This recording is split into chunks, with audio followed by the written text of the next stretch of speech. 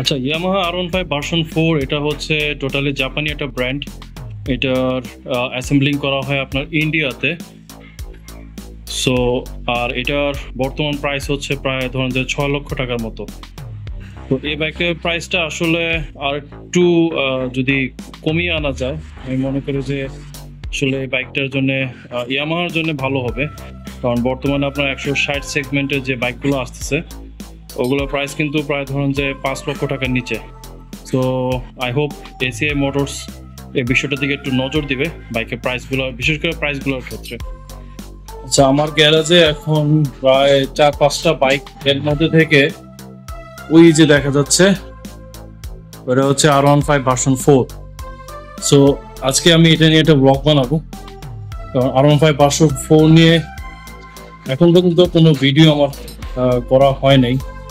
So এই version 4টা নিয়ে আজকে আমি একটা ডিটেলস একটা ভিডিও বানাবো আপনাদের সাথে, আপনাদের জন্য, যে এই বাইকটা আসলে কেন সেরা, এই বাইকটা আসলে কি কারণে সবার থেকে আলাদা। যদিও আমি সম্পূর্ণ বাইকটাকে দেখাতে পারছি না, তার একটাই কারণ যে এখানে আমার পিছনে আরেকটা বাইক আছে, এখানে আরেকটা বাইক আছে যেটা কিনা আপনার সুজুকি জিক্সার মনোটন, আর এই পাশে হচ্ছে R15 ভার্সন 4। সো এই বাইকটা আসলে ডিফারেন্ট যে কারণে, সেটা হচ্ছে এই বাইকটাতে আপনার ট্রাকশন কন্ট্রোল দেওয়া আছে। জাস্ট মানে ট্রাকশন কন্ট্রোল নয়, এই বাইকটাতে আপনার আরেকটা জিনিস অ্যাড করা হয়েছে যেটা কিনা হচ্ছে আপনার কুইক শিফটার। তো এই দুইটা জিনিস কিন্তু মূলত একটু ডিফারেন্ট, আর এর বাইরে আরো কিছু আছে। সো ওই বিষয়গুলো নিয়ে আমি আলোচনায় আসতেছি। So let's start the video. আচ্ছা, সর্বপ্রথম আসি হচ্ছে এর হেডলাইট। এর হেডলাইটটা আপনার প্রজেকশন এলইডি হেডলাইট দেওয়া হয়েছে। একটু আলো স্বল্পতা আছে, অথবা আপনাদেরকে দেখাতে একটু কষ্ট হচ্ছে। সো প্রজেকশন এলইডি হেডলাইট, যার কারণে এই বাইকটা লুকসটা আরো সুন্দর করেছে। কিন্তু সমস্যা যেটা, আপনার রাতের বেলায় হাইওয়েতে চালাতে একটু সমস্যা হয়। সো এই প্রজেকশন এলইডি হেডলাইটের জায়গায় আপনাকে হয়তো বা আপনাকে আলাদা করে ফগলাইট ইউজ করতে হতে পারে, বা ফগলাইট ইউজ করলে বেটার হয়। এটা হচ্ছে ফ্রন্ট হেডলাইট, এবং এটা হচ্ছে ফ্রন্ট ড্যাশবোর্ড। সো ফ্রন্ট লুকটা বেশ ভালোই লাগে।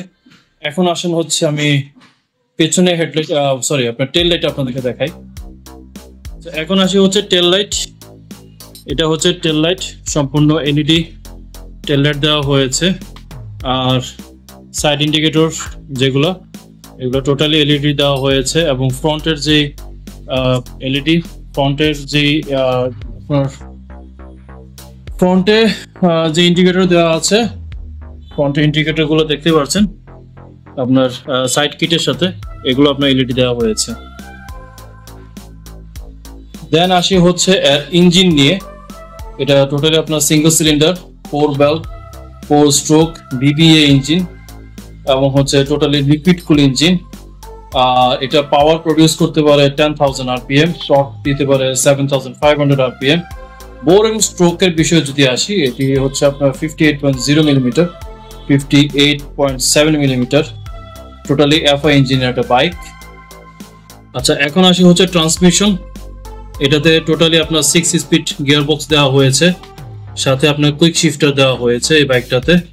সো কুইক শিফটার দেওয়াতে এই বাইকটার আসলে বলতে গেলে আপনার 30+ স্পিডে আপনাকে ক্লাচ প্রেস করতে হবে না, আপনি মানে ভালোভাবে কুইক শিফট করতে পারবেন। তো এটা দুইটা কালারের মধ্যে এটা একটু কম্পারিজন করা আছে। যেমন আমার সাথে এখন যে বাইকটা আছে নিয়ন, এটাতে আপনার কুইক শিফটার দেওয়া আছে। এখন আসি আর ক্লাচ। এটা টোটালি আপনার ওয়েট মাল্টিপল ক্লাচ দেওয়া হয়েছে, সাথে আপনার অ্যাসিস্ট স্লিপার ক্লাচ এটাতে অ্যাড করা হয়েছে, যার কারণে আপনার এটা ক্লাচে আসলে বলতে গেলে আপনার বাইক কন্ট্রোলিং এর জন্য এটা সবচেয়ে প্রধান মানে উপযোগী হিসেবে কাজ করে। মানে প্রধান হচ্ছে এটা অ্যাসিস্ট স্লিপার ক্লাচ এটাতে ব্যবহার করা হয়েছে। এখন ব্রেকিং এর বিষয় যদি আসি, এটাতে টোটালি ডুয়াল চ্যানেল এবিএস ব্যবহার করা হয়েছে। সামনের চাকা আসলে দেখাতে আমার খুব কষ্ট হচ্ছে, যেহেতু গ্যারাজের ভিতরে। এটা টোটালি আপনার দেখতে পাচ্ছেন ডুয়াল চ্যানেল এবিএস। তো যার কারণে এটা আপনার বাইকটাকে কন্ট্রোল করতে আপনার ব্রেকিংটা আসলে মেইন ফ্যাক্ট। তো বাইকটা কন্ট্রোলিংটা আপনার জন্য আরো সহজ হবে যেহেতু ডুয়াল চেনের এবিএস ব্যবহার করা হয়েছে এটাকে। এবার আসি হচ্ছে সাসপেনশন।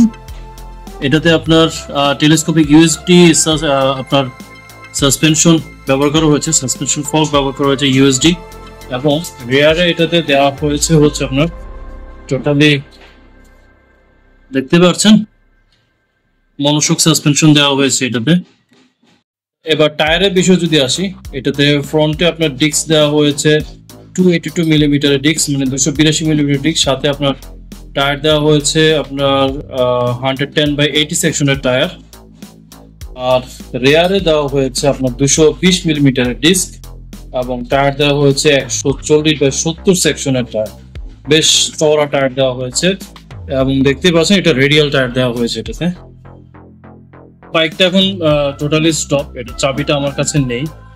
তো এটাতে আপনার টোটালি আপনার ডিজিটাল মিটার কনসোল ব্যবহার করা হয়েছে, সাথে আপনার এটাতে ব্লুটুথ কানেক্টিভিটি আছে। তো বলতে গেলে আপনার 5 ইঞ্চি টিএফটি মিটার দেওয়া হয়েছে এটাতে। হ্যান্ডেলবারের মধ্যে দেওয়া হয়েছে এটা আপনার 3 পার্টের হ্যান্ডেলবার। এটা দেখতে পাচ্ছেন এটাতে আপনার 3 পার্ট হ্যান্ডেলবার দেওয়া হয়েছে এটাতে। এই হচ্ছে সুইচ, এটা হচ্ছে আপনার হেডলাইটের, এটা হচ্ছে আপনার ইঞ্জিন কিল সুইচ, তারপরে এটা হচ্ছে আপনার হেডলাইটের, এটা হচ্ছে আপনার ইগনিশন সুইচ। ইগনিশন সুইচটা নিচে, এটা হচ্ছে টোটাল আপনার ড্যাশবোর্ডটা। আর এই হচ্ছে আপনার সিট, টোটালি আপনার এটাতে আপনার স্প্লিট সিট দেওয়া হয়েছে। তো সিটের বিষয় যদি বলি, আসলে এই বাইকটাতে আপনার কমফোর্টেবল মানে কমফোর্টটা নাই।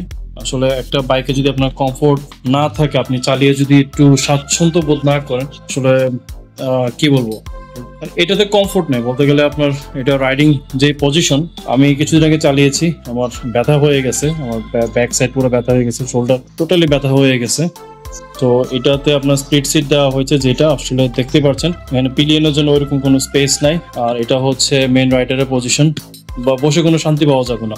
লং রাইডের জন্য এই বাইকটা মোটেও কমফোর্টেবল না। এটা হচ্ছে এটার এক্সজস্ট পাইপটা আপনার টোটালি স্পোর্টি করা হয়েছে।